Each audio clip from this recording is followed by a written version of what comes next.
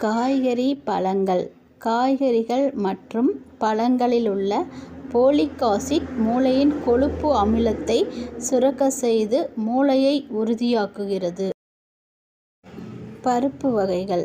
ஒமேகா-3 கொழுப்பு அமிலங்கள். நட்ஸ் சாப்பிடுவதால் டெகோசாஹெக்சோனோயிக் ஆசிட் எனும் அமிலம் சுரக்கும். இந்த அமிலம் மூளையின் செயல்திறன் மற்றும் அறிவுக்கூர்மையை அதிகரிக்கிறது. முட்டை. முட்டையில் உள்ள கோலின் சத்து தண்ணீரில் கரையக்கூடியது. இது மூளை நரம்புகளை சுறுசுறுப்பாக்குகிறது. பட்டை. பட்டையில் ஆன்டி ஆக்சிடென்ட்கள் அதிக அளவில் உள்ளன. இது அறிவுக்கூர்மையை அதிகரிக்கும். தயிர். மூளை நரம்பு செல்களுக்கு இடையே தகவல் தொடர்பு ஏற்படுத்த உதவுவது வைட்டமின் பி காம்ப்ளக்ஸ் மற்றும் புரதச்சத்துக்கள்.